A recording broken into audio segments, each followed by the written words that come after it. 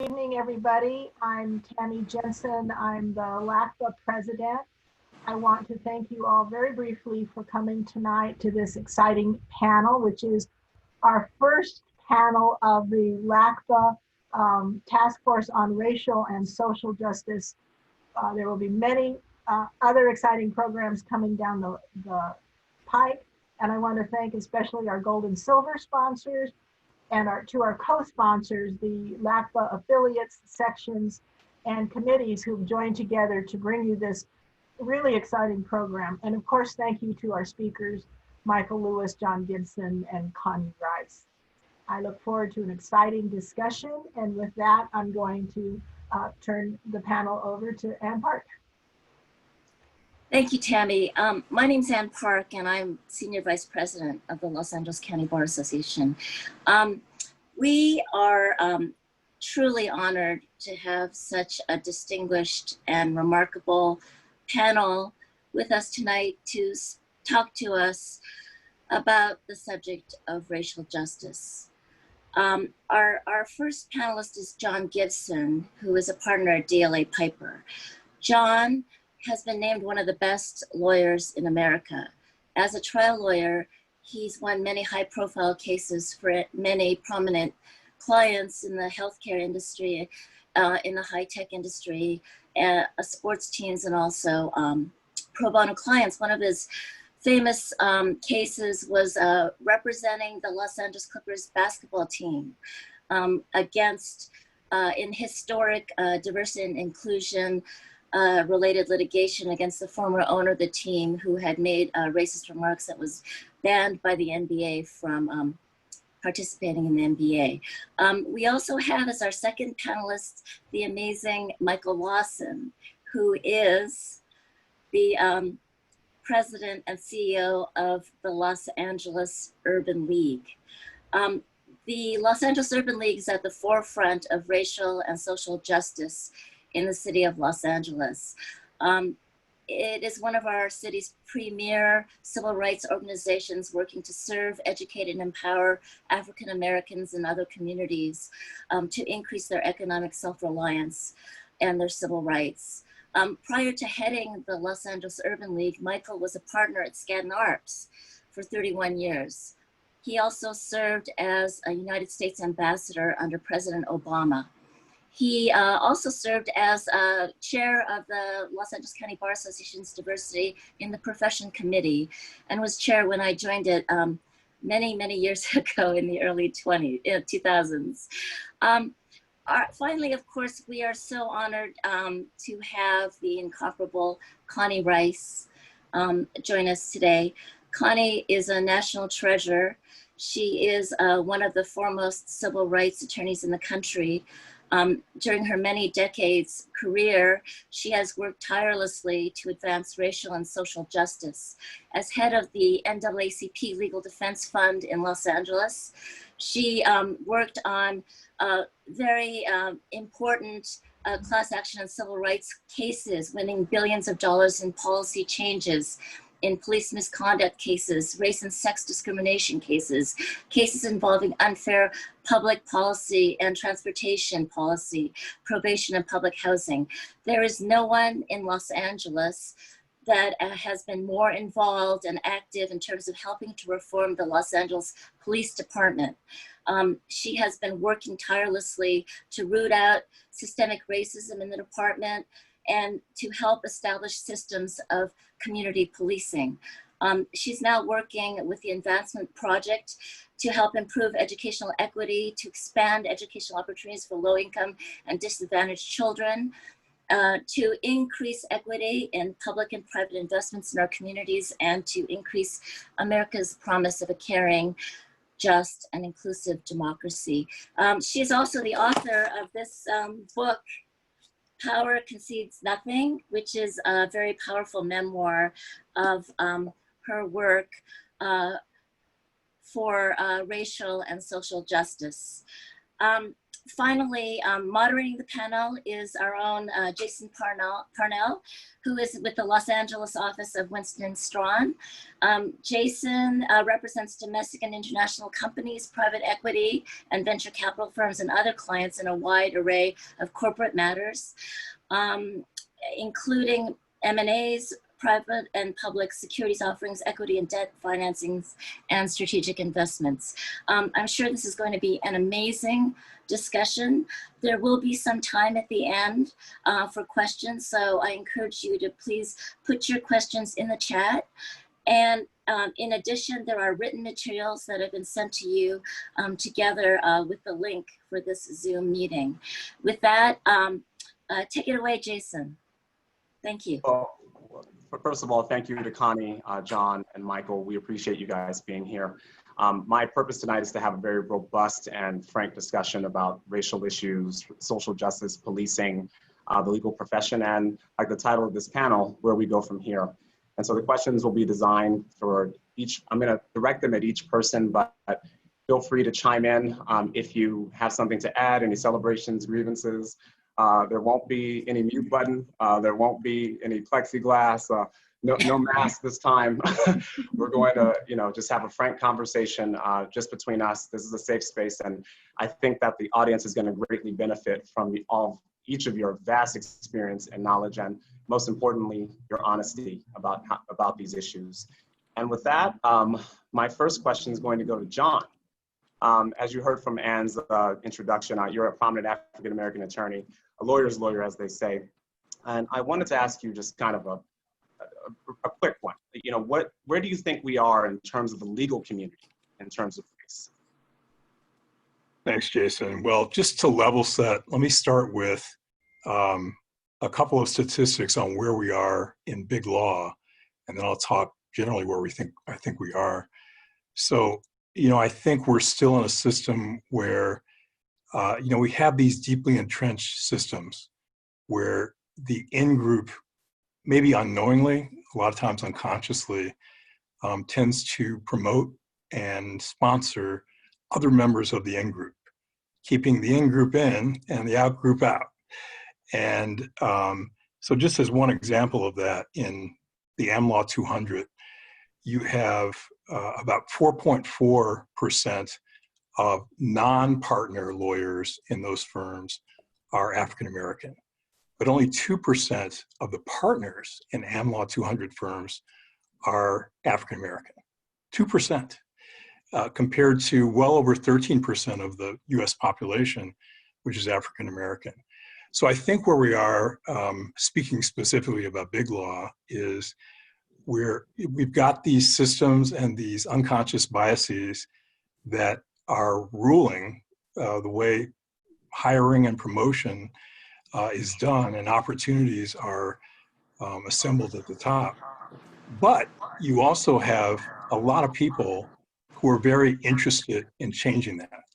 And so I think the question, one question for today is, how do we get people to act on this moment where you have a lot of people who want to be allies, who want to be intentional about reversing the effects of some of these systems and changing them? How do they do that? So I think we're going to talk a lot about how to do that in this panel. Well, John, do you have any suggestions kind of off the cuff of what you think? Sure. I think, so we're going to talk a lot about group action that can be taken, but I will emphasize that the power of one is very important. And what you can do as an individual is important. So when you're sitting in a meeting and you hear a description of some associate's work, and if it's a descriptor that is stereotypically used for a member of that group, you ought to call it out and say that, listen, you're describing a woman's work as shrill. You may not realize that, but we're having a gendered discussion. You're talking about an African-American associate and saying that his or her writing just isn't quite as good as the other associates. Let's have the committee take a look at the writing samples of all of, or the pieces of the brief that each of the associates have worked on, and let's let the committee decide which writing was the best and which was not up to par, and not use what could be unconscious biases to perpetuate what ends up being institutional racism. So I think that's one thing we can do, is speak out when we're in a situation where our voice needs to be heard. And I'll just end this question, Jason, by saying, I remember, some of you may have heard this story, but the London Times had put out a query at the turn of the century asking readers, what's wrong with the world? And one of the answers that came back, the most brief answer, was a 2-word answer from a writer and philosopher that said, I am. I'm the problem with the world. And the reason I think that's so brilliant in its brevity is it's saying not only is each individual the problem with the world, and not necessarily the politicians and government, et cetera, but that means each person, each individual has the power to make a change, has the power by changing the way you think, act, and speak, to really make a difference in the world. So I encourage everyone. I'm going to be making changes as a result of this year. And I encourage everyone to think about, what couple of things can I do? And it might be limited to, it might be as simple as saying, hey, look, I'm a powerful partner in a powerful law firm. Can I reach out across differences to try to sponsor 1 or 2 or 3 associates who are up and coming, who are different than me, who are from a different background, and maybe need my help and need my point of view? Thank you, John. And Michael, I was wondering if you could maybe piggyback on this. Do you have any recommendations for minority attorneys to help them to make it, as they say, especially when a lot of their colleagues do not look like them? You're muted.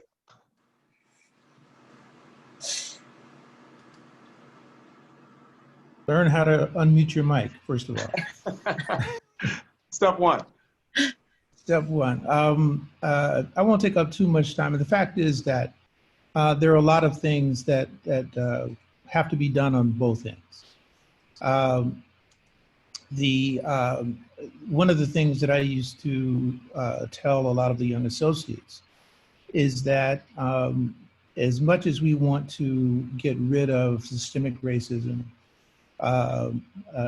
in the community in general, and in law firms in particular, it's still there right now, and we have to adjust for that. And one of the things that I would tell them is something that my grandparents told me when I was growing up. You've got to be twice as good as your white counterparts, period. I wish that weren't the case, but it still is. But I would also tell them something else. I said there's 2 things you have to remember. One is you have to be twice as good. The second is, it's not that hard. And I say that not because I'm trying to denigrate my white colleagues. I worked at Skadden Arps, one of the best law firms in the world, because we had some of the best people in the world. But the fact of the matter is that in the legal profession, people try to cut corners. And when you are making a recommendation to a client, they want to know the detail. And if you have read the case once, you've probably outworked a quarter of the people in your class. If you read it twice, you probably outworked half. If you read it 3 times, you have outworked everybody. And it's that level of detail that makes the difference between an outstanding lawyer. The attention to that level of detail is the difference between making an outstanding lawyer and one that's average. And you want to be in that top level. That's number 1. You cannot cut corners. You have to be the best. Now, being the best is not necessarily enough, quite frankly. The other thing you have to be is known. You have to make sure that everyone in that office knows who you are. And you don't walk past somebody that you haven't met without introducing yourself. And the third thing is wear the uniform. When I came into, shortly after I started at Skadden Arps, the legal profession started adopting casual Fridays. And for me, casual Fridays was taking off your tie. That was it. Because if I came in with jeans and a sweatshirt, I would have partners that I've been working with come up to me and ask me if I would make copies for them because they didn't see me outside of a suit. Now, I do not give them a pass for that, but until I train them to do better, I'm going to make it easy for them. I'm going to look like a lawyer every time I walk in that door, whether it's Monday or whether it's Sunday. And I'm going to make sure that they and everybody around them know that I believe that I am the best in the room, and then I will prove it. So on your side of the equation, that's what you have to do. And later on, we might talk about one of the, there was a book written years ago called The Good Black that chronicled the lawsuit of an African-American lawyer who got passed over for partner and what he had to do, and is very telling on both sides of the equation, but I won't get into it now. I'll let you continue to moderate your program.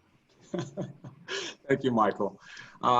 Switching gears a little bit, and this next question is for Connie. I'm going to set it up a little bit. I'm going to wind up the fastball. So in 1963, and I'm going to read because I want to make sure I get this right. Dr. King said, "I've been to the mountaintop and I've seen the promised land.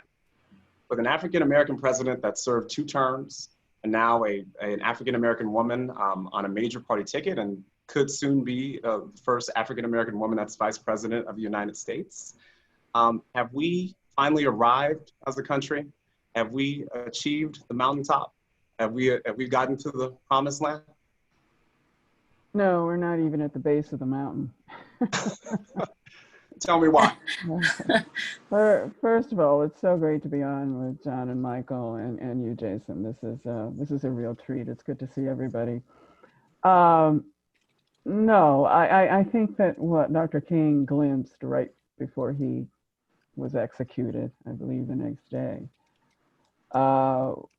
was that given the darkness of the 400 years, this is a 400-year battle, European slavery of African peoples and people of colors, and actually going on 800 years now, if you start with the Portuguese. So in North America, our 400-year struggle, I think that what Dr. King was saying was that out of the darkness of when you couldn't even imagine a light at the end of the tunnel, that by 67, 65, 63, by the Civil Rights Revolution, he could see it. And racial progress in this country has always been a jagged lightning bolt. You go forward 3 steps, you go back 5. When there's a quantum leap, when you have major inflections where there's a national reckoning on race, and in my calculation, we are now in the 4th national reckoning on race in this country.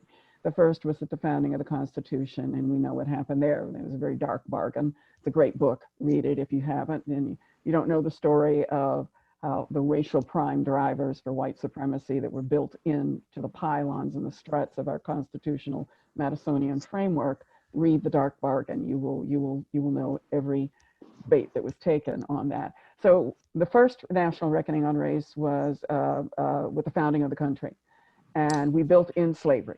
The country was built on equality, liberty, due process, reason, truth, all of the wonderful things that we learned in common law, and it was built on white supremacy. All of that was enshrined in the same document. First national reckoning, we did the compromise, 3/5 of a human. The second reckoning was with the Civil War. And with every single national reckoning, and what we need to understand is that when this country has a national reckoning on race, I told Molly, my law partner, I said, Molly, this is not, people of color are not in any of the national discussions on race. Whenever there's a national reckoning on race in this country, it is amongst white Americans, the dominant group. It is a debate amongst white Americans about how much racism are we going to tolerate now. So the first national reckoning was with the Constitution to kick the can down the road. The second was with the Civil War, and formally ended slavery, and for 12 years had Reconstruction. But as usual with a national reckoning, there's an advance and then there's a retraction. So the retraction, of course, came with the Black Codes, Jim Crow, the end of post-Reconstruction, the rise of the Klan, the reign of terror. And we went forward for that next set of decades. The retraction was really slavery light reinstituted.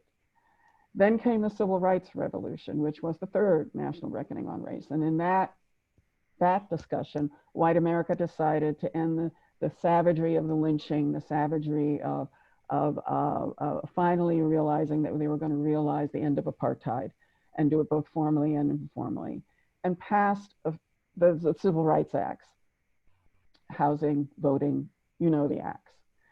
And then we spent the next 40 years retracting all of that. The fourth reckoning was the aftermath of the election of the first African-American president. And so after President Obama was elected, the retraction was to put a white nationalist in the White House. And we are now fighting the last battles of the American Civil War. And we could lose the American Civil War. The American Civil War is the longest war, not the war on terrorism. The American Civil War is the longest war in American history. And we are fighting those last battles right now. This is about how much of a reclamation, reconciliation with white dominance and white dominion is the country going to make this time. So it's always 3 steps forward, 5 back, 5 forward, 3 back. When there's a huge quantum leap, there's a huge national reckoning and retraction. That's the pattern. So this may be one of the last chances we have to get this right. And I'm encouraged because even at the height of the civil rights movement, the biggest outpouring of white sympathy came with the Pettus Bridge. 25,000 white Americans flew down to join John Lewis and Martin Luther King Jr. to complete the 3 marches from Selma to Montgomery, which culminated in August with LBJ passing the Voting Rights Act that at the end of that summer in that August. But when the pictures came of the beatings and the hoses and the dogs, white Americans were repulsed by the savagery and flew down, and about, an estimate of 25,000. With the Black Lives Matter protests, the estimate is between 20 and 25 million. And the majority of those folks were white. So this isn't, while in this country it's about whiteness and white dominion and white supremacy, this is really about the physics of dominance. If you go to Rwanda, you have the Hutus as the dominant group, and the dominant group that tries to snuff out or restrict, constrain, contain, suppress, corral, make sure that they're controlled, the minority that's controlled. In every single context of human dominance, you have a systemic set of physics and you have the individual set. And I think what John and Michael were talking about in terms of law firm and racial dynamics within law firms and why we've made so little progress, they were talking about the sort of strategies that Black lawyers in high-powered firms have to make to thrive and actually master that culture. And they were talking about the individual level of response. There's a systemic level of response that I don't think the profession has met. I'll just add my 2 cents there. But getting back to the national reckoning, what people need to understand is that when there's a national reckoning, white Americans have never had the will to get the skills, the vocabulary, to step out of the comfort of their positions, the resentment of having to actually touch the third rail of race and deal with it and confront it and come out of the denial, because this country had to be built around a lie. And it was built into the Constitution. And we've never, this is about white America deciding that it's finally going to stop the Gone with the Wind, we're post-racial, let's be colorblind, all of that nonsense. And the curtain has been lifted. And now it's kind of raw and naked. And is white America going to engage it? Or are we going to bury it again and pretend that we can once again just kind of limp along while the retraction happens? This election is going to say a lot about that. The marches are saying a lot about it. But we're in the middle of it, and it's too hard to read right now. But I do think that this is not your grandmother's reckoning. This is different. And all of us have to play a role. But to my white brothers and sisters, understand that 400 years is enough time to understand this dynamic and to understand what we need to overcome it, systemically and at the individual level. And we're so hyper-segregated now, and the inequities are deeper. At the top, the very elite, you're seeing the Brahmins, you're seeing the Black Brahmins on this panel. We're fine. Underclass African America is poorer than it was in 1965 after the Watts riots. They're at the bottom of the well. And what we're talking about in this panel is anti-Black racism, but understand there's anti-Asian racism, there's anti-Latino racism, and even within groups, there's crossfire. This stuff is complicated, and people have to do the work to be able to have the conversation. I hand people books. You're not going to have a racial discussion with me unless you've done your homework, and you can at least understand what you don't know, because otherwise it's a waste of time. I'm not interested in people's feelings. I'm interested in getting to the solutions. And to get to those solutions, people have got to equip themselves to touch this third rail and wrestle it. We have about one more chance to do this. The democracy is on the line. The racial conflict is one part of it, but we're watching all of the pillars of our constitutional democracy in the Madisonian framework come under direct assault from within and from without. And the legal profession, I think, has got to step up and help facilitate the education, the skill sets that it takes to engage in truth and reconciliation. This country has to go through truth and reconciliation, or we're never going to get beyond this fourth reckoning. Thank you, Connie. Michael, I noticed that you were kind of shaking your head throughout Connie's discussion just now. Do you agree that we're at the base of the mountain? Are we in a bit of a retraction? Are we in the final reckoning, as she says, that if we don't get it right this time, we may never? What do you think? I don't know about it being the final. I'm kind of an optimist in that sense that you just keep fighting. You get knocked down, you pick yourself up, you dust yourself off, and you get back in the fight. We are not giving up. Make no mistake, and I don't think Connie is implying that. But to say that we have progressed significantly beyond where we were back in the 60s, the statistic that she just gave us about how the least among us are in worse shape than they were back in 65. I mean, the mortgage-backed securities decimated the financial well-being of so many Black Americans, and it was something that could have been foreseen. And make no mistake, the worst, the mortgage-backed securities that were what they called ninjas, no income, no job. We're going to give you this loan anyway, knowing that you're not going to be able to pay it because we'll just take the house eventually and move on. The devastation to our economy was huge, and it will take decades to replace. So make no mistake, we had this moment on the Hill with Obama, Biden in the White House, but there was massive devastation taking place, and a lot more has to be done, and a lot of work needs to be done because of that. So no, I am. You saw my head shaking, nodding, because I agree with that. And we have to continue to do this work and fight even harder to move forward. Because one of the things that you're seeing in the people who are supporting Trump, you're not seeing something that wasn't already there. You're not seeing something that's new. It's just the cover's just been taken off of it. And so the Proud Boys get a shout out at the debate, and things of that nature, and people aren't horrified by it. And we shouldn't be horrified by it because we should know, in the boxing terms, it's the punch that you don't see coming that always puts you down. We have to be aware of what's around us.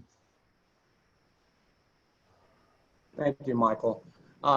Hey, Jason, can I jump in on that question too? Sure, please. So I agree that we're probably still at the base of the mountain in terms of the I Have a Dream speech. But I think, I am hopeful, and I think that we do see from time to time, I agree with the reconciliation theory. I do think from time to time, we do see pieces of the dream, glimmers of hope. And so one other part of Martin Luther King's I Have a Dream speech was his hope that one day his 4 little children would one day live in a nation where they will not be judged by the color of their skin, but by the content of their character. And I discussed that part of the dream speech with my then 86-year-old mother in November of 2008. And I was on the road traveling. And I remember talking to her, spending about 5 or 6 hours with her on the phone as we listened to the election results come in. And, so she grew up and lived 40 years of her life in the officially segregated America, the vile America, the America where segregation and racism was unconstitutional, but it was legal. And so her view on that night was, even though Obama is ahead in the polls, that ultimately when people go into that voting booth, some people just won't be able to pull that lever in his favor because of the color of his skin. And, that probably was true, but that night, almost 70 million Americans pulled that lever for a Black man. And so I think that, I think there has been a reconciliation for that, unfortunately, but I do think we can seize on these moments where we come together, as across differences as a nation and decide what's really important, and putting aside, doing our best to put aside our unconscious biases and the history of racism in this country and in our institutions. So I'm hopeful about that, about seizing on times like that, but also seizing on this moment to also come together and figure out a way to finally make a lasting change and finally make a difference. Well, John, if I could stick with you for a moment, why do you think it is that George Floyd and Breonna Taylor created this moment or awakened the American consciousness? I mean, I'm going to go down the list here. I got to pull out a piece of paper, but there was Trayvon Martin, Eric Garner, Michael Brown, Tamir Rice, Philando Castile, many, many others. Why was this the one? Jason, a really great question. And I'll tell you, I think, I and my household reacted differently to the various police killings of Black people. And, in some instances, it was even closer to home, where I had a situation where one of our sons, when he was 11, had an encounter with the police. He was walking home from school with his backpack on, 11. And the police surrounded him and accused him of breaking into a house and wanted to check his backpack, the school backpack, to see if there were stolen goods in there. And thank God my wife happened to drive by at that time and was able to intercede and convince him this is an 11-year-old boy, big for his age, but not a man, not the description of a man that was described as stealing these goods, but an 11-year-old boy. So for that reason, some of the episodes hit us a little differently. But I think with George Floyd, what I have heard from a number of white colleagues and friends is that, this year is kind of the first time they understood that race permeates every aspect of the life of an African American and not just interactions with the police. And so while a lot of Black folks were not terribly surprised, I mean, it was wrenching to see the video, but I think what a lot of my white friends have communicated is that they saw this video, unadulterated, of a human being being murdered by the police, a human being who was not resisting, put up no resistance, was calling out for his mother as he was being murdered by the police, who were supposed to be enforcing justice. And so in any event, I think that much like what you described, Connie, in terms of the police brutality and the use of high-pressure water hoses and attack dogs by the police on peaceful protesters in 1963, that caused folks to say, while I may be about more conservative perspectives, I'm not about this. What I just saw, I'm not about that. And in fact, I can't remain silent. I've got to stand up and do something. I've got to have my voice be heard. I've got to make a change in the way that in my workplace, in my relationships, whether you're Black or white or brown or whatever background you are, I cannot stand for that.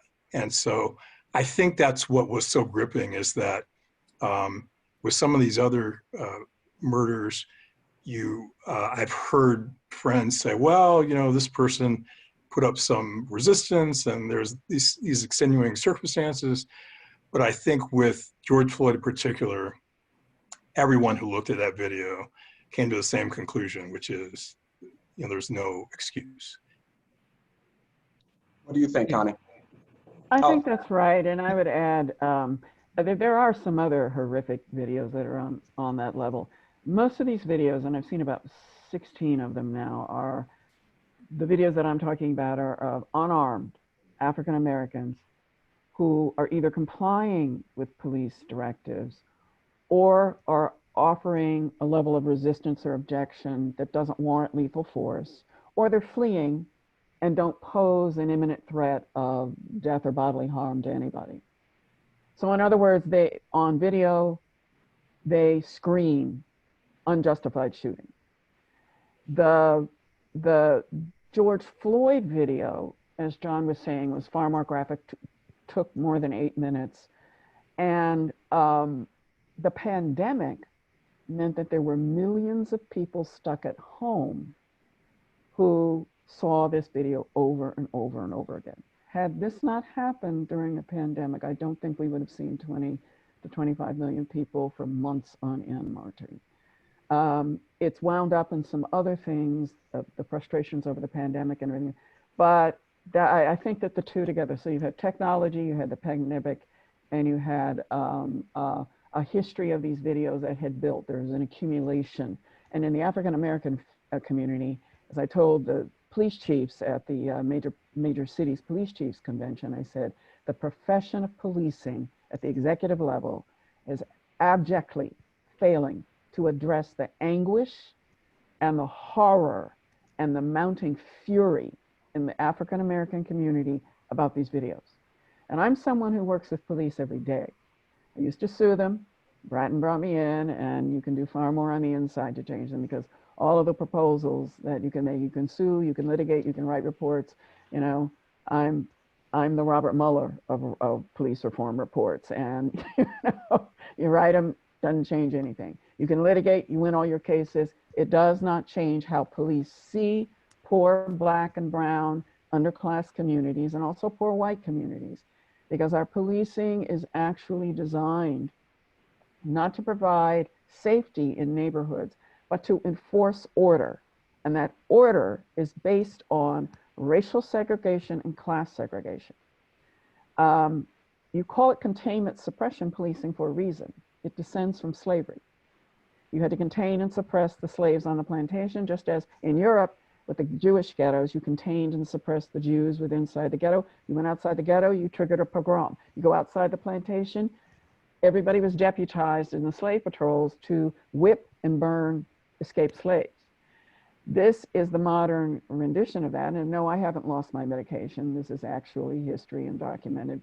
This is police. This is where our policing comes from. It is descended from our plantation police.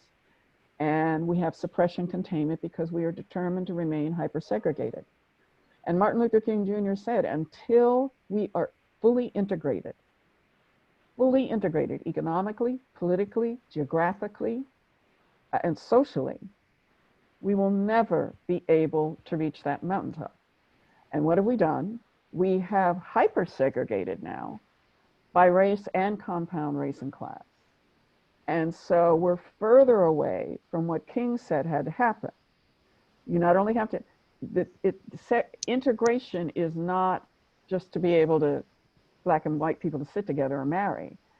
It is about full political and economic participation. And when King died, when King was murdered, one of his last speeches was about the grand alliance between poor whites and poor Blacks, because he said, this country is never going to be willing to pay the price for full equality until poor whites and poor Blacks understand that they will both be obsolete because of automation. He did this in the Playboy interview and decades and decades ago. But he said that poor people are going to become obsolete because of automation. Little did he know that, boy, did he call that one right. And unless poor whites understand that they're in the same boat with a hole in it with poor Blacks, they're going to sink and the democracy is never going to respond. We are dealing with the despair of poor African Americans and poor whites at the bottom of the well. We're talking 4 and 5 generations of unemployment, and we have no plan, no strategy, not even a summit or a conference on upward mobility, putting the rungs in the upward mobility ladder back in that ladder. Because what we've done for the last 40 years is funnel most of our public wealth and infrastructure to support the systems that support the wealth creation for the top 2%, maybe 3%. Trillions into those systems. It includes the defense contracting as well. And at the same time, defunded the poorest communities of all colors. So we have actually engineered downward mobility, taken the rungs out of the upward mobility ladder and engineered downward mobility. And until we come to grips with that, we're seeing the political ramifications of that, because what we did in this last presidential election, that's the politics of despair. And that's what you're seeing. So that's what I mean by, I'm always optimistic. My grandmother told me, you have not earned the right to be pessimistic until you've had to sit in the dark with a long gun over your legs waiting on the Klan in Alfred, Alabama, which is what she had to do. You have not earned the right to give up or anything else. Justice is a relay, my grandmother said, and you better take that baton and run like the wind. You have no right. People died to get us to this point. And all we have to do is wear a mask and cast a ballot. Are you kidding? We can't even muster that much. And the legal profession can't even figure out how to get a pipeline of students of color and poor students to send back to these communities. We're failing on all fronts as far as I'm concerned. And that's just my role as Darth Vader. But what I really want the audience to take away is to understand that the meta dynamics of hyper-segregation have caused us to have almost no vocabulary to talk to one another. There are very few bridges anymore.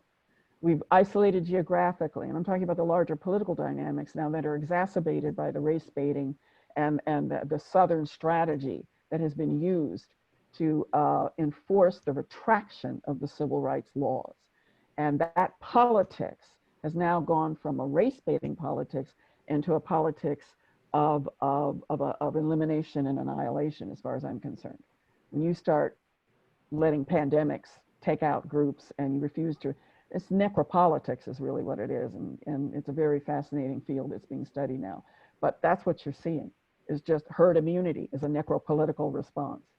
So I think Martin Luther King Jr., if he were looking at us today, would say, we've made enormous progress, but we're still at the base of that mountain, and we are not touching the third rails. We are not facing the hard questions, and we're not facing what we've done. So I would start with an apology. We couldn't even get an apology for slavery. You know, we've apologized to other groups for things that absolutely required an apology. You can't start truth and reconciliation. We have never in this country had a truth and reconciliation over race. We can't even admit what we did as a country. So I'm hoping that the country comes to its senses and comes out of its psychotic break, and next Tuesday, and we have reasonable, rational people who can actually lead this country. We may, now's the time. Truth and reconciliation will lead to I went to some of the hearings in South Africa. It's a very painful process. And I'm hoping that our white brothers and sisters are ready to go through that process, because that's what has to happen, is the will to grapple with these issues in the way that King said we had to. Thank you very much, Connie. So, Michael, Connie just talked about a number of different issues, but one of them was the pandemic and its disproportionate impact on poor people and African Americans. And so I guess, the purpose of this panel is, what are we going to do next? So what do you think we should do to prepare, our poor African American communities for the next pandemic? That's not an easy question. Okay. The one of the biggest issues is the lack of access to healthcare and quality healthcare. The distribution of healthcare in this country is based on the slave model that Connie mentioned. You cannot get healthcare unless the master allows you to have healthcare. If you're not an employee, you can't get it. And if you are an employee, it's up to the master to determine whether you're going to get what kind of healthcare you're going to get. And the people at the bottom of the rung get little or none. We need a sea change. Obamacare was a start. It wasn't enough. We have to, if we're going to be honest about this, if we're going to be serious about this, we have to make sure that everyone has access to affordable health care. You can call it, you can call it whatever you want to, but the system that we have leaves the least among us, the most vulnerable, and we're seeing it in the death rates with this pandemic. But before I go to that, I want to step back and mention one other thing that I think was critical in the 25 millions of people who came out to protest George Floyd and the other murders that you mentioned. And that's Black Lives Matter. Black Lives Matter was out there for a long time, for a number of years. And it was their perseverance that made sure that this was not kind of on the back burner. And I have to give them credit for what they did, how they did it, and their and the fact that they have stayed true to the mission that they brought about some 7 years ago. So let's not forget the fact that their slogan their name was being was put on placards around the country, not around the country, around the world, excuse me, and give them credit for that. And the other thing I'd like to just mention, Connie was talking about how we aren't where we were before. You look at Greenwood, you look at Rosewood, we haven't gotten back to that level of economic empowerment that we had in the 1920s. So yes, we have a long way to go, but understand that that was intentional, that those cities were destroyed because they were successful. And it wasn't just those two cities. There's a book that I'm reading called On the Lapse of Gods, and it chronicles something called the Red Summer in 1919, when hordes of whites went through black townships and just murdered people. And they were allowed to do it because the Supreme Court had passed, it had written in a case that the civil rights protections under the Constitution only protected you from governmental violence. It didn't protect you from violence of a private citizen. So the sheriffs took off their badges and went through townships and just killed people. It's called the Red Summer because there was blood everywhere across the country.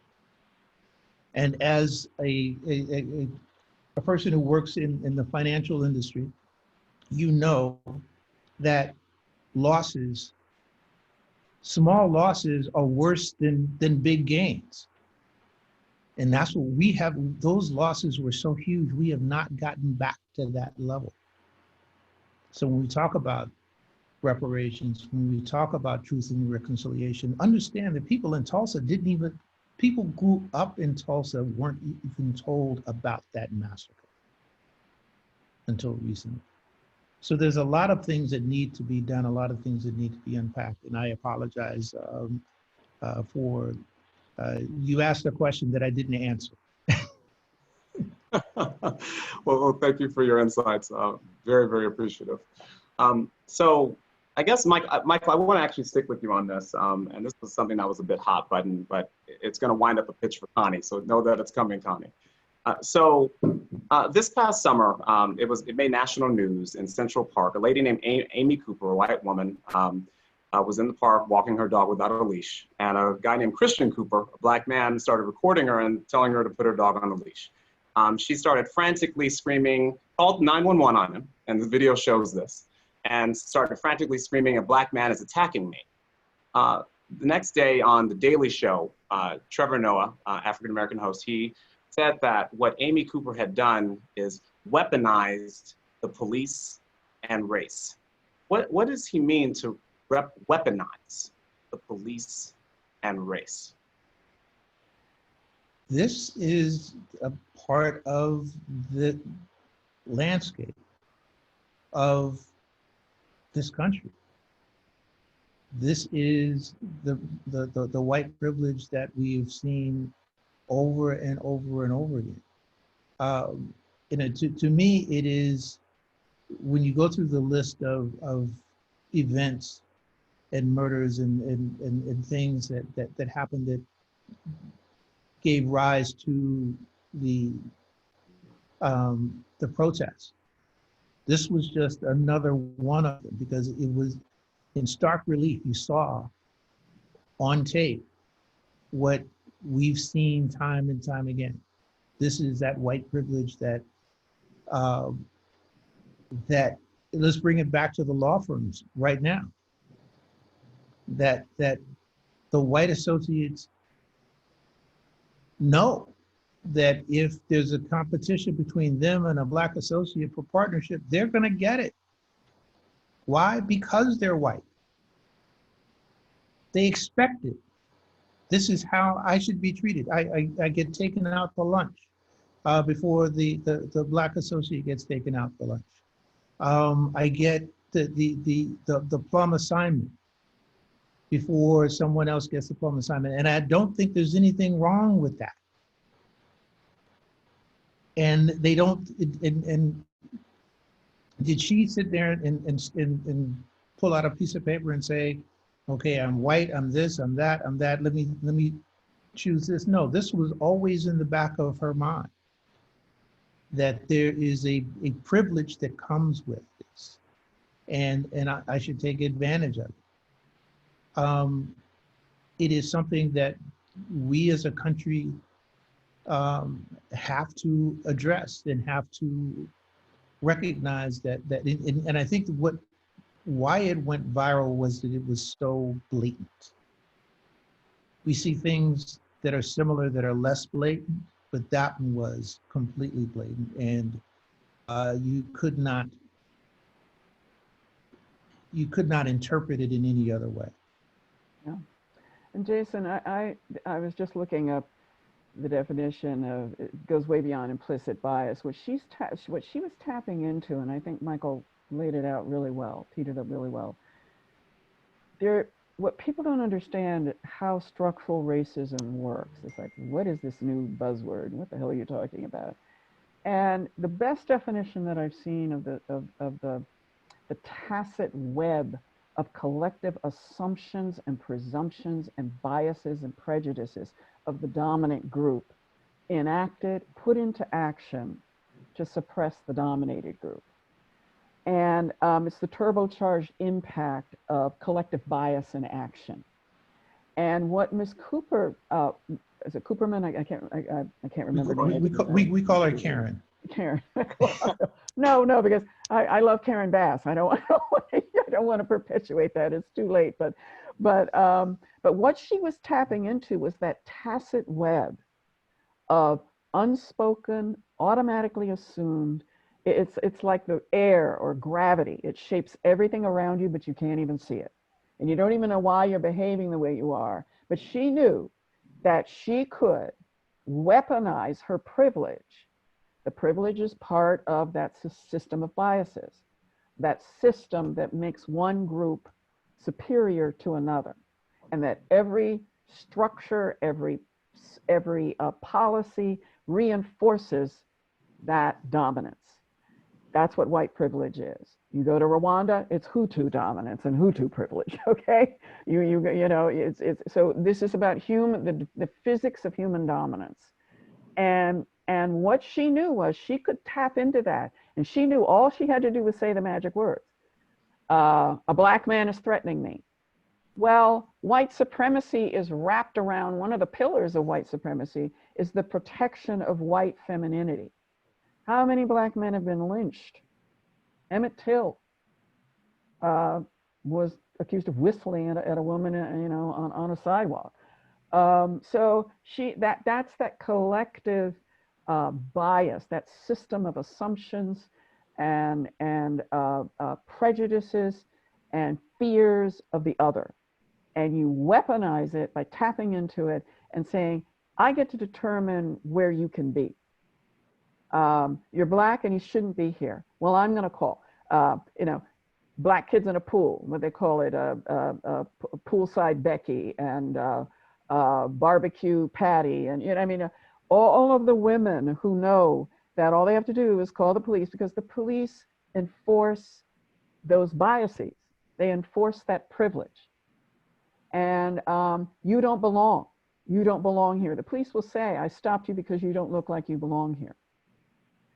That's tapping into that tacit web of bias that is activated and acted upon by the dominant group. And it's wielded as a weapon to keep the dominant group, the dominated group, in its place. So the boundaries, it's about where blacks are allowed to be in physical spaces. And when whites are made uncomfortable, that discomfort requires a response. And they know where they can go to get that response. So that's what was happening there. And that's what you're seeing in all of those videos. I hate to use the word Karen videos, but that's the expression of, that's one expression of white privilege. Well, Connie, as you mentioned, she did use, she knew what she was doing, and she knew that she was using the police as a weapon. Can you tell us, in your opinion, some unconventional ways that we can start to lessen this police brutality that's happening, this generational, multi-generational issue of police brutality? What are some unconventional approaches that we can do? Is it just simply defunding the police, or is there a better way? No, you can't defund the police. It's never going to happen. It's not politically viable, and it's also not wise. There is no political consensus to do away with police. So I say refund the community, because we've taken all of the public wealth out of those communities. We've left them with no job, infrastructure, engineered downward mobility, as I said before. So you remember after I'll get back to what you have to do to fix policing. You have to change the mission of policing. You are not going to get cops to see poor underclass communities with high crime rates in a humane, empathetic, compassionate way unless you make it possible for them to do so safely. Right now you have, and I've sued enough police departments to know, yes, there are callously racist, casually racist, extremely cruel, brutal police, but they are the vast minority. What we have in policing is a toxic mission. When you describe your mission as containment suppression or taking out cancer cells, there's a dehumanization the society does by the redlining and the keeping of poor communities without the infrastructure that they need to thrive, not even survive. We've defunded these communities. We've left them without public health infrastructure, good schools, all of the things that make a community viable. We've defunded them of those things. So I say revitalize and refund the community. As Chief Beck says, there's no way for police to do a good job when you give them an unhealthy community, a community that is left to marinate in gang violence and gun violence, trauma. We've left trauma zones, and we have no public policies to make them healthy. And we send police in there to make sure that the violence and the despair and the poverty stay contained. That's why it's called containment suppression policing. And you do it with mass stops, you do it branding, you do a war on gangs, and you put all of the kids in the gang database, and that means you don't have to have, forget about probable cause, you don't have reasonable suspicion. There's no suspicion, you just stop every kid. As Dennis Cotto, the deputy chief, said to the LA Times 18 months ago, we look for Black kids between the ages of 18 and 24, and if they look like gang members, we pull them over and jack them up. That's a quote from an LAPD deputy chief in 2019. So that's the mission. So until you change that toxic mission of one of shock and awe, search and destroy, mass incarceration, Michelle Alexander's new Jim Crow enforcement to fill our prisons, until you change that toxic mission from that nonsense to wrap around safety and trauma and violence reduction strategies that avoids arrests, doesn't lock up as many people and stop as many people to rack up stats so you look productive, but you're not really providing safety, you're just providing destructive enforcement. Until that mission changes and until you end the impunity of the warrior mentality for cops, we celebrate a warrior policing. LAPD has a warrior culture of policing. And what Bratton and Beck and Moore, the latest three chiefs, are trying to do is transform that warrior mentality into a guardian mentality. You have to take the gladiator cops and give them a new mission that is a guardian safety mission. Then you get what we call the community safety partnership. That goes beyond community policing. These are cops who consider an arrest a failure. Their job is to sit down with poor African Americans, poor Latinos, low income, high crime communities, and defuse the violence. They don't attack the children in that neighborhood. They attack the conditions with the residents at their side. They do foot patrols with gang interventionists who are professionally trained former gang members who know how to quell the violence and rumors and retaliation shootings after a gang shooting. Our gang homicides are nowhere near Chicago's because we have a wraparound gang intervention process that protects hospitals, ambulances, neighborhoods, libraries, pools, and they work with the police and they're paid by the city. My organization will take credit for all of that because it was our reports that launched all of that 20 years ago. So we have transformed the war on gangs for a subset of LAPD into a war on gang violence, and with the idea of making the community healthier through safety. So that's what you have to do to change American policing. And we're not even having that discussion. We're doing all of the stuff that's being proposed, you know, change qualified immunity, ban no-knock warrants. It's all good stuff to do as kind of isolated actions to take. But if you want a systemic fix, you've got to go to the DNA of policing. And most police chiefs don't understand it. The progressive police chiefs do. They can finish my sentences. And they're the ones who are willing to say, no, I'm not going to reward you for locking up as many people as possible. I'm going to reward you for showing me how you created trust with poor people who hate us and transformed your mission into one of health, wraparound health safety. Thank you, Connie. I guess to switch gears now, I'm going to turn back to you, John.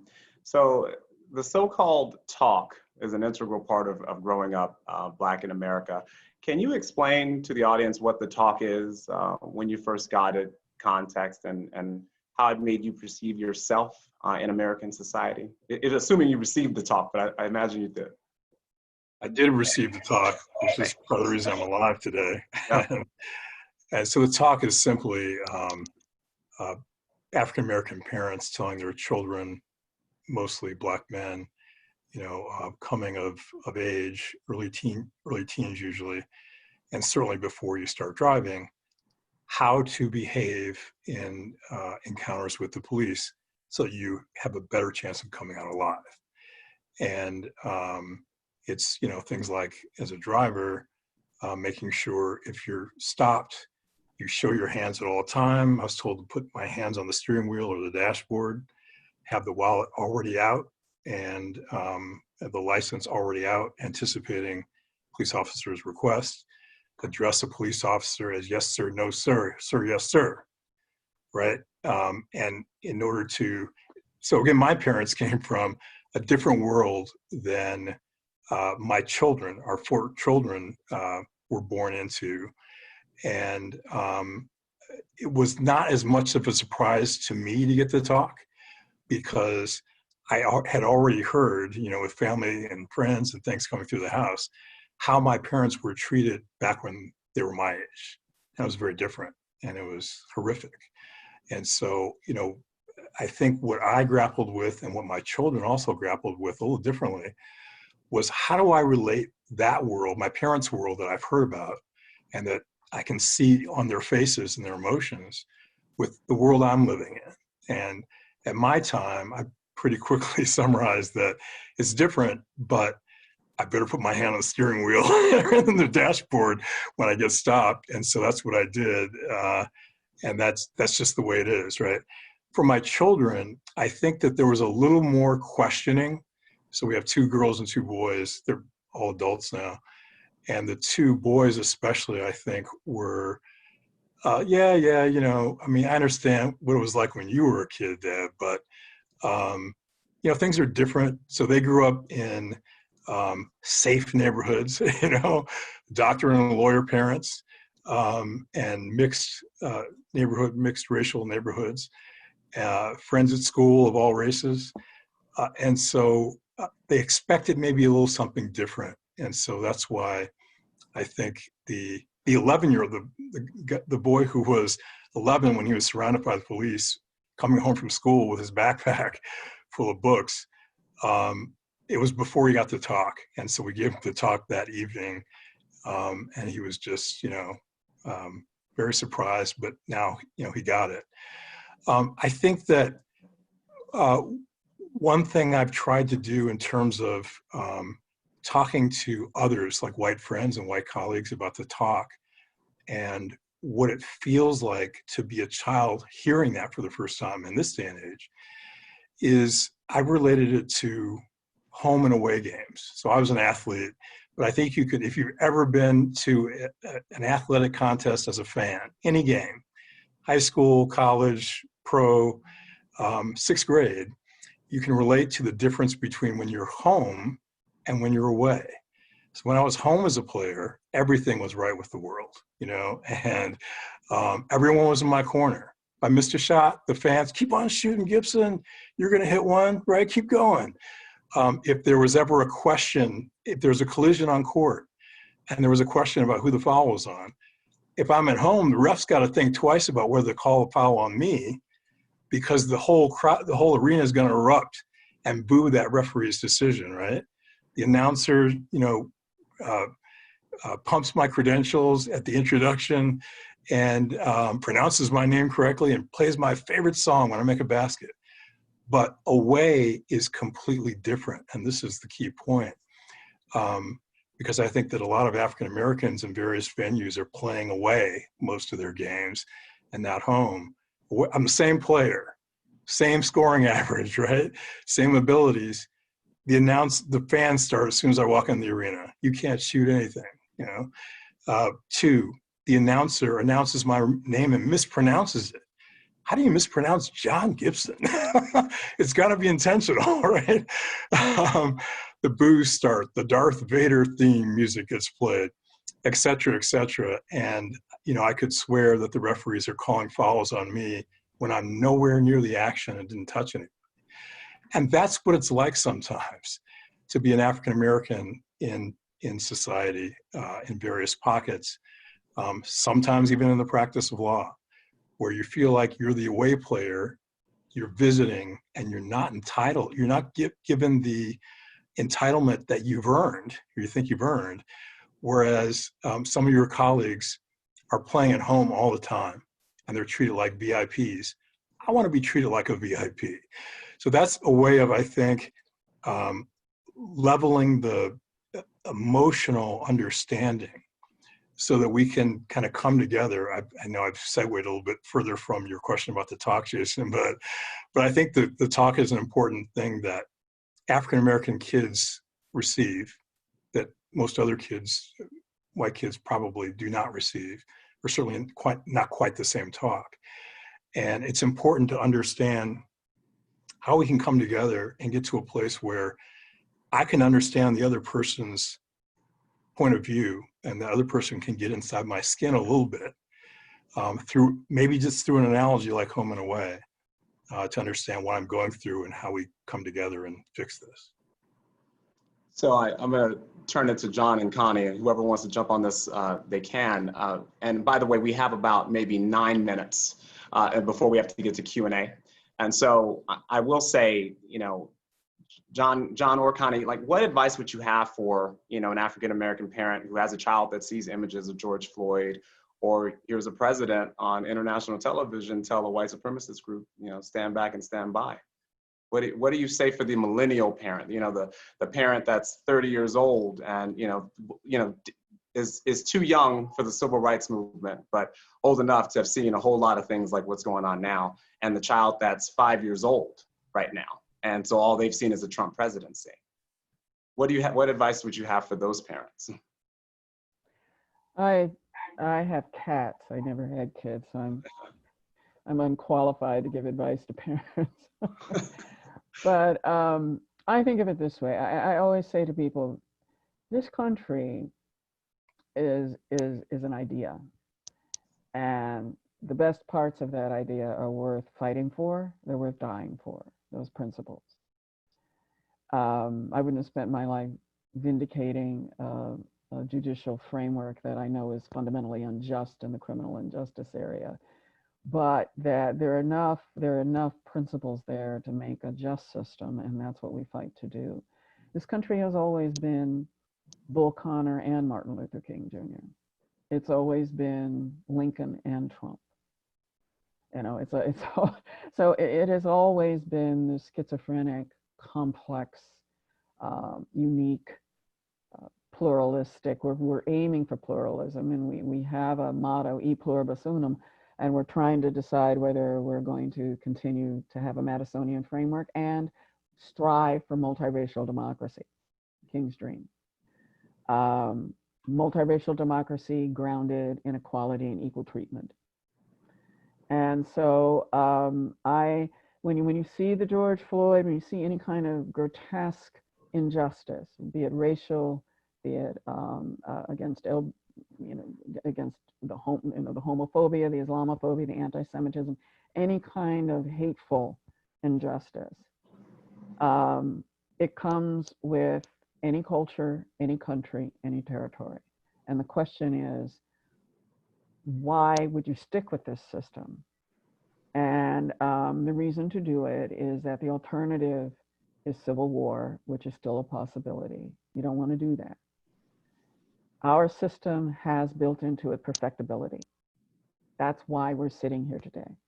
That's why a system grounded and created in the crucible of slavery and freedom, always the dichotomy, the schizophrenia, can evolve to the point where you have Barack Obama as its leader. The perfectibility.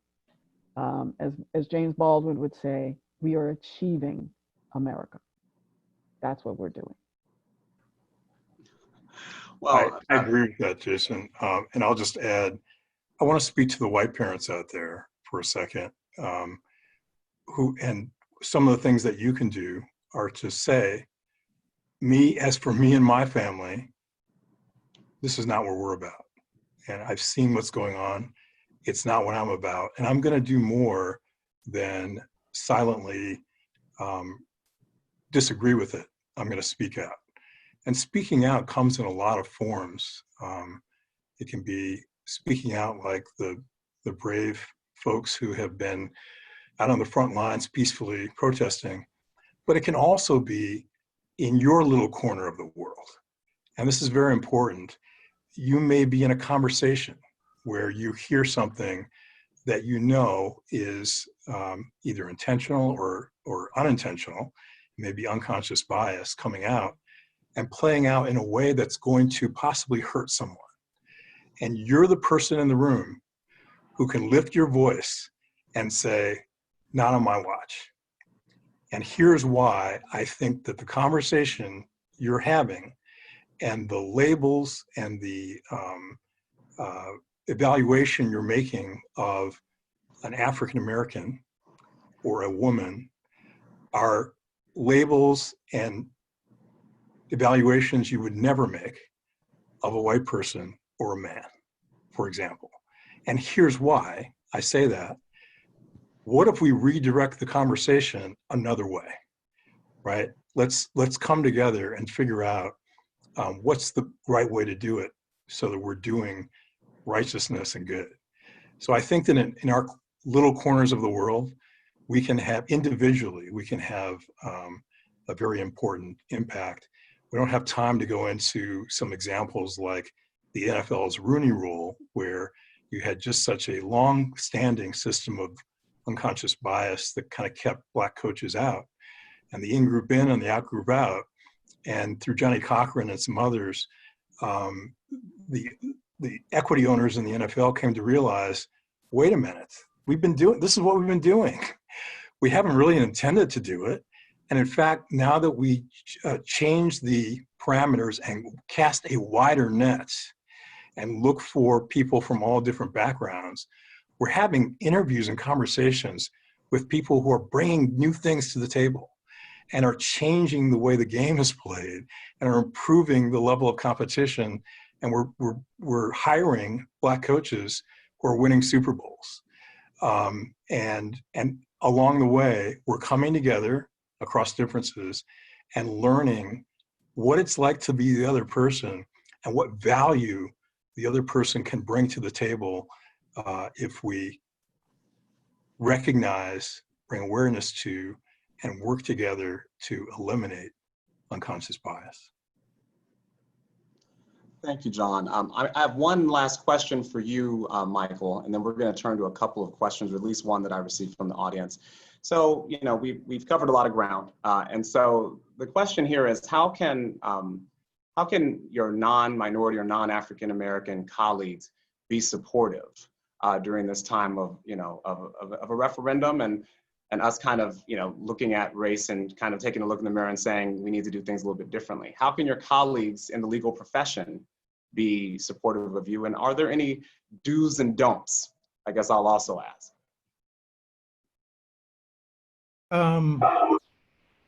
There's no template.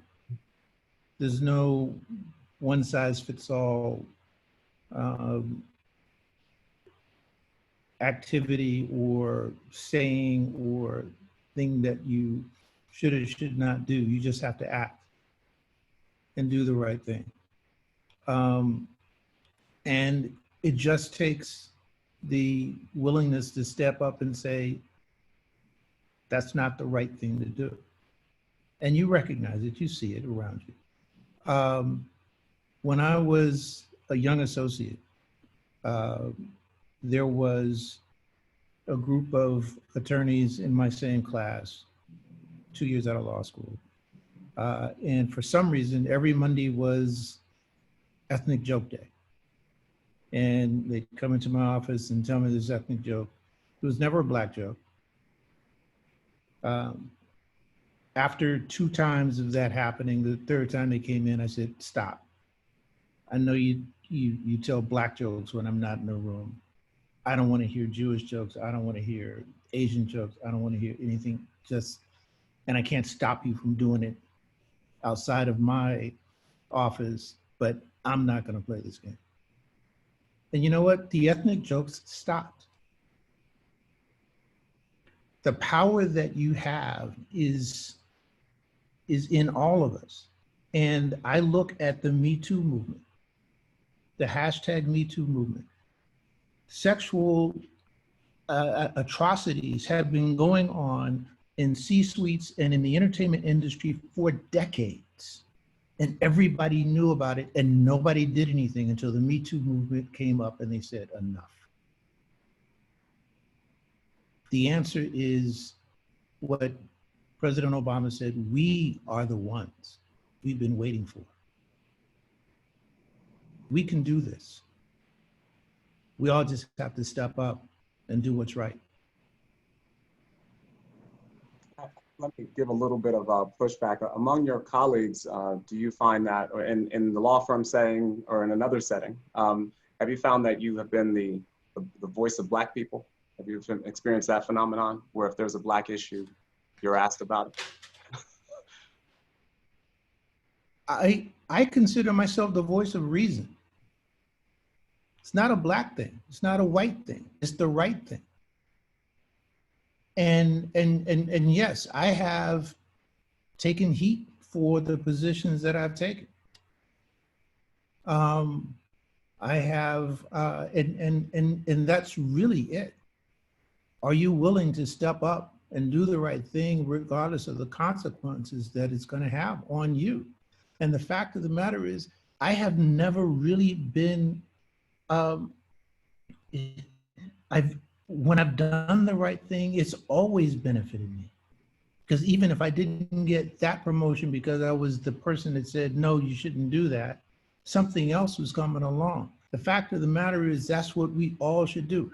That's why I go back to the Me Too movement. People were silent because they thought it would impact their promotion. And we have to get past that. We all know what's right and wrong. We all know what should be done and shouldn't be done, and we all know that that systemic racism benefits some groups and not others. And if you're in the group that is normally benefited from it, do you take the benefit and say, "Oh, I'm sorry," or do you step up and say, "No, that's not who I am. That's not who we are"? And until that happens, this goes back to the nature of the police departments that Connie knows so much better than I. As she said, the hardcore racist cops are few and far between. The larger group are the ones that don't stop them and don't have any protection when they do. That's the group that's got to stand up and say, grow a backbone and say, this is not who we are. This is not what we're going to allow the next generation to endure. We are the ones we've been looking for. Thank you, Michael. I'm now going to take a couple of questions from the audience that came via telephone. Let's see. This one is to John Gibson. How do you feel about the efficacy of the Mansfield Rule or other similar approaches? Do they work? Is there a downside to that approach? And then the second question that I received, and this is to the whole group, what are the main priorities for us? What can we do as lawyers to increase racial justice. So to the extent that we can get those in a few minutes, let's have at it. I'll be brief on the Mansfield Rule. It's good. So the Mansfield Rule essentially says, patterned after the Rooney Rule in the NFL, Arabella Mansfield was the first woman barred to be accepted to a bar in the United States, and had to go through a lot to be allowed to take the bar exam and do that. But the rule basically says so far it's a rule of attempts. I think it's currently in this year changing to a rule of successes, but it's you as a law firm, for example, you sign up and say, I'm going to interview at least X number of diverse candidates for a position. I'm going to include X percentage of diverse folks in pitches, members of underrepresented groups, client pitches, so forth and so on. And then ultimately, we're going to at least consider promoting, X number of diverse candidates to partner and then to the management board of a law firm and so forth. So I think it's an excellent start. And it's, again, like the Rooney Rule, it's really aimed at aligning emotional understandings. And so that, as you interview candidates and consider including others as a member of the team, you learn more about them and what they can contribute. And you learn that your preconceived notions about who you wanted on the team and who should be promoted and who looks like they would be good at running a law firm is a little bit out of whack and maybe not as informed as you thought it was. And you learn that through trying to comply with the Rooney Rule, through the Mansfield Rule. So in that way, I think it's very good and efficacious. We're not done. There's a lot more work to do. I think that in this moment, a lot of law firms and companies are very focused on improving. So I like the rule. And thank you, John. And Connie, I think we have about 2 seconds, but in your elevator pitch, what do you think we can do as lawyers to increase racial justice? And we'll call it with that. Completely redo the criminal justice system. Our criminal justice system right now has produced the following. If you're a Black man who lives in Nickerson Gardens housing project, on any given day that you step outside your unit, you face a 45% chance of going to jail that day. That's what mass incarceration has done. The legal system needs to dismantle the Jim Crow system that Michelle Alexander documents. The prosecutors, the judges, everything from sentencing procedures to the fact that we've decided to criminalize drug addiction and had a war on drugs. We have got to start from scratch because we now have a criminal injustice system that produces that. Any set of policies or any profession that presides over that kind of statistic needs to begin again. Thank you, Connie. And thank you to our panelists.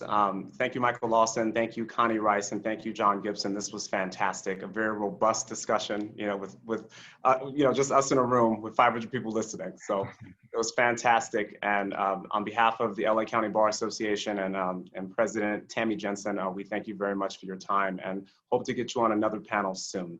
And thank you all for attending and asking great questions, everyone. I hope you enjoyed it. And this is the first of many speaker series that we're going to be doing over the next few months. During this pandemic, we're going to be trying to put on a few other speaker series, and this was the initial and inaugural one. So thank you all, and good night. Good night. Thank you very much. Thank you, Jason. You did a great job. Thank you.